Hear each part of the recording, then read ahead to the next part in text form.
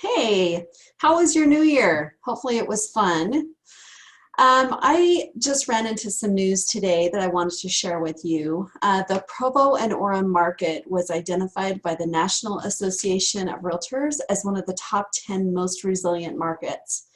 Let me go ahead and share my screen really quick and I'll show you. Here you go. It shows Atlanta, Sandy Springs, Alpharetta, Georgia.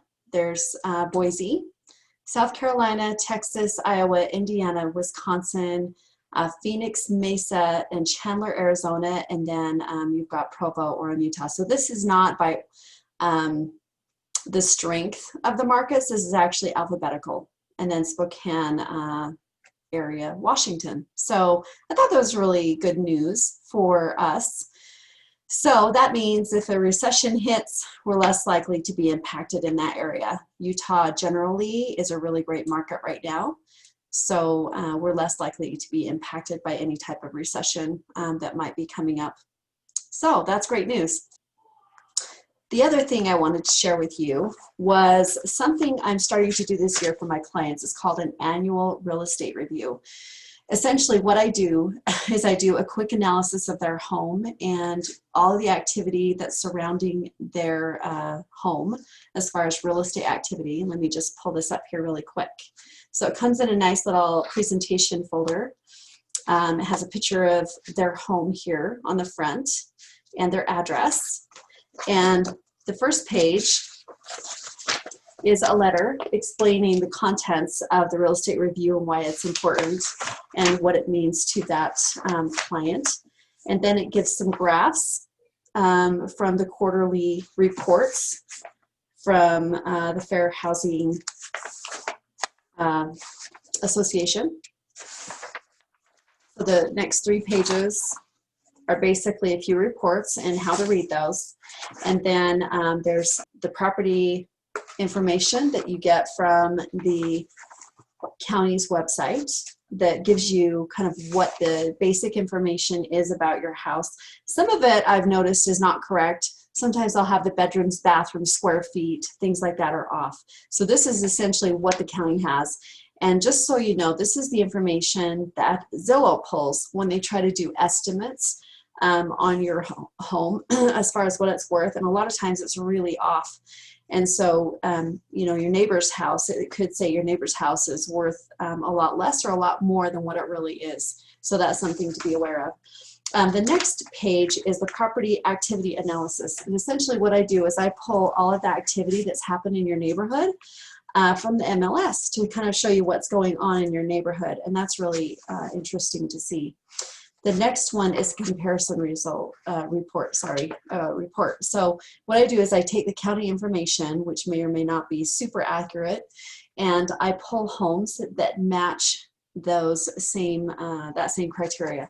So the same bedroom, bathroom, square footage, year built, things like that. So you can kind of see the activity that's going on with those homes near you. So those could be for sale, sold, have multiple offers on those homes. So those are the results. That's what I pull for you in those reports. So if you're really interested in seeing this type of report, please let me know. I'd be more than happy to do one for you free of charge. I'll mail that to you or meet up and then we can kind of review it so you kind of understand more what you're looking at. So like I said, that's completely free. It's a service that I do for my clients, but I'd be more than happy to do that for you too. So the other thing I wanted to share with you is the market stats. So let me share my screen again really quick. And then let's look at that. So the days on market for the month increased. So we're looking at this column right here. This shows the difference, the variance between December and January. So the days on market increased by 2. And then we've seen an increase in the average list and sold prices that is close to $4,000. So the number of sales is decreased by 135 this month. That's not very surprising given the holidays and given the market that we're in right now, there have been a lot less homes on the market in this economy, and also during the holiday season than normal. So, and this kind of gives you a little snapshot of what last year and this year looks like also, that I wanted to go over with you. This is last year. This is the number of listings that we had, over about 7,000 listings last year at this time, January 4th. Let me see if I can bring this up a little bit. And then the backup offers are about the same. So the under contract, there was less last year than there are this year. So that's impressive. And then as far as active homes this year, you can see it's about 2,500 homes. So we broke under 3,000 homes on the market in January, which is just incredible. So the difference between November and December, days on market, we had a decrease of 1, and then increase of average list and sold prices just over 13,000, and then number of sales was 565 decrease. So you can see the differences here between these numbers.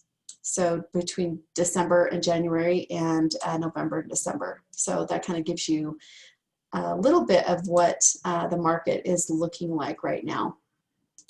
And then last year again, so this is a daily snapshot of what the market looked like from January 4th, 2020 to January 4th, 2021.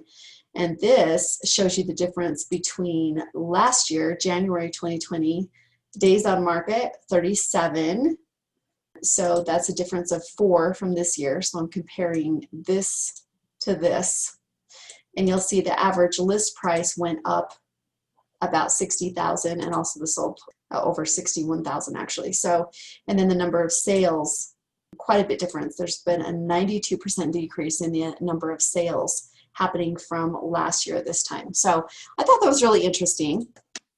So what do all these numbers mean to you? Essentially, it means the competition for purchasing a home is very stiff right now. There's less homes on the market. There are more buyers than sellers, between 5 to 10 times more buyers than sellers right now. It's a temporary condition. I'm sure it will get better. However, the less contingencies you have in your offer, if you are trying to buy a home right now, the better position you'll be in to have your offer chosen as the winning bid.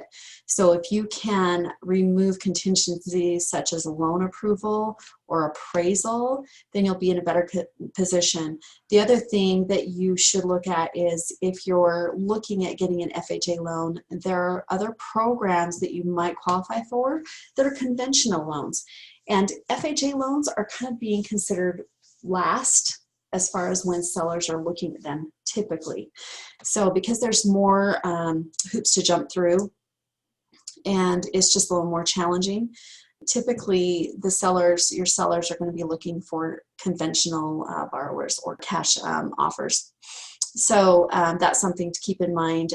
Some of the other winning bids I've been seeing is thousands of dollars being offered in addition to whatever the appraisal says. So some of the offers coming in are saying, hey, we're going to give you $7,000 more than what the appraisal comes in at.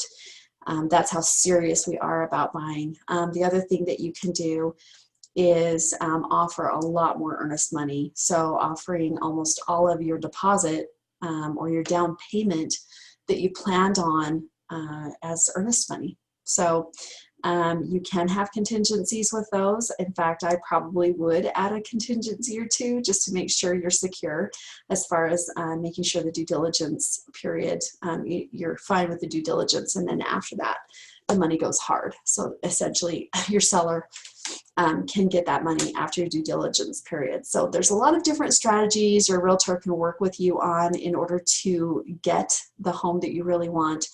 So make sure you talk to him or her about that.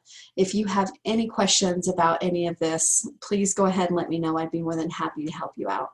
And have a really great January.